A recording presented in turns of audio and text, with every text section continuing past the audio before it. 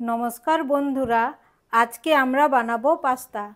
এই পাস্তা খুব সহজ সরল পদ্ধতিতে আজকে বানানোর চেষ্টা করব।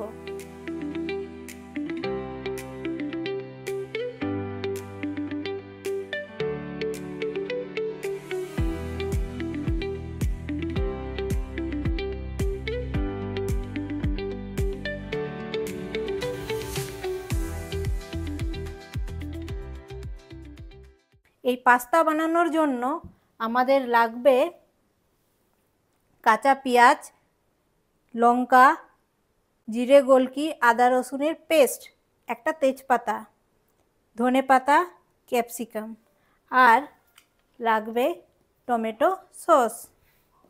চলুন তাহলে বন্ধুরা আমরা ঝটপট বানিয়ে ফেলি কিভাবে সহজ সরল পদ্ধতিতে আমরা পাস্তা তৈরি করতে পারি। বন্ধুরা, পাস্তা তৈরি করার জন্য প্রথমে আমাদের এই পাস্তাটাকে খুব সুন্দরভাবে সেদ্ধ করতে হবে। এমনভাবে সেদ্ধ করতে হবে যাতে ভেঙে না যায়।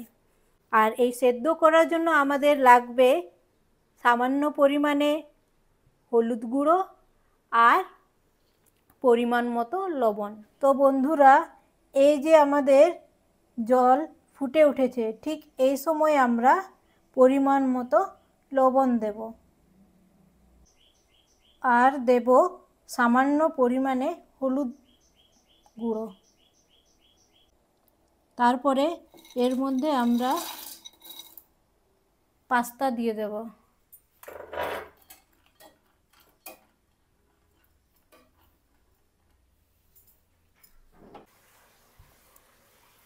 তো বন্ধুরা, এই যে দেখতে পাচ্ছেন আমাদের পাস্তা সেদ্ধ হয়ে গেছে।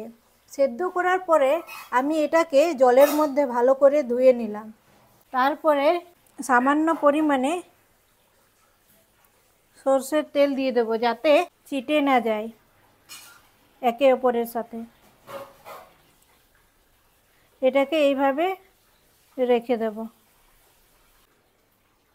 প্রথমে আমরা সরষের তেল গরম করে নেব। সরষের তেল গরম হয়ে গেলে তার মধ্যে পেঁয়াজ দেব। এই যে দেখতে পাচ্ছেন বন্ধুরা, তেল গরম হয়ে গেছে। এবার এর মধ্যে দিয়ে দেব পেঁয়াজ।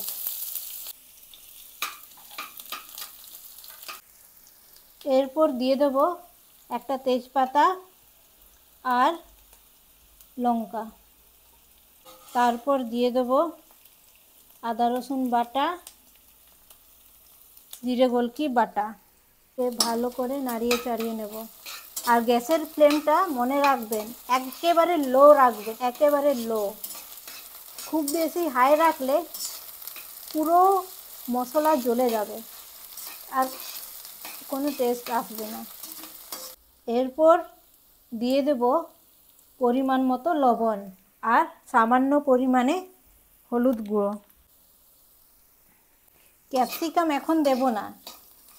ক্যাপসিকাম এখন দিলে টেস্ট নষ্ট হয়ে যাবে। ঠিক এরকম পেঁয়াজের কালার হয়ে যাবে, ঠিক এই সময় আমরা ক্যাপসিকাম দিয়ে দেব।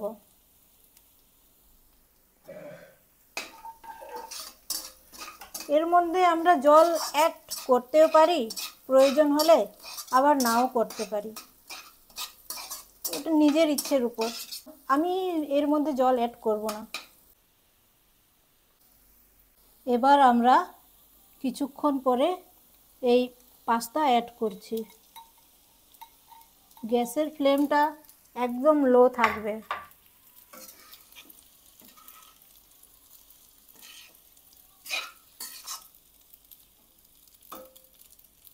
তো বন্ধুরা, 10-12 মিনিট লো ফ্লেমে এইভাবে পাস্তা আমাদেরকে রান্না করতে হবে।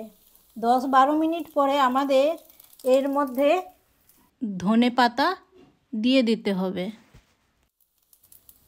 ধনেপাতা দেওয়া হয়ে গেলে এর মধ্যে আমরা অ্যাড করে দেব সস।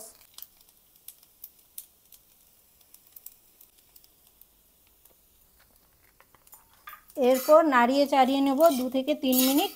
দেখতে পাচ্ছেন বন্ধুরা, প্রায় আমাদের রেডি হয়ে গেছে। 1 থেকে 2 মিনিট পরে আমরা নামিয়ে দেব। তো বন্ধুরা, এই যে রেডি হয়ে গেছে আমাদের ইয়ামি টেস্টি পাস্তা। যদি আপনাদের এই সহজ সরল পদ্ধতি ভালো লেগে থাকে তাহলে অবশ্যই একবার রান্না করে দেখবেন। খুব ভালো খেতে, অসাধারণ খেতে। যদি আপনারা এইভাবেই আরও নতুন নতুন সহজ সরল পদ্ধতিতে রান্না যদি পেতে চান তাহলে অবশ্যই আমার চ্যানেল সাবস্ক্রাইব করে আমার পরিবারের সদস্য হয়ে যাবেন। আর হ্যাঁ বন্ধুরা, অবশ্যই লাইক, কমেন্ট, শেয়ার আর সাবস্ক্রাইব করতে ভুলবেন না। এই যে দেখতে পাচ্ছেন, খুব টেস্টি, মুখে তো জল চলে এলো আমার দেখে। অবশ্যই কমেন্ট করবেন আপনাদের কেমন লাগলো। ঠিক আছে বন্ধুরা, যদি আপনাদের ভালো লেগে থাকে আমার এই সহজ সরল পদ্ধতিতে পাস্তা রান্না বা পাস্তা রেসিপিটি, তাহলে অবশ্যই আমাকে কমেন্ট করে জানাবেন। আমি আপনাদের কমেন্টের অপেক্ষায় থাকব। ধন্যবাদ। দেখা হবে আমাদের আরও নতুন একটা সহজ সরল রেসিপি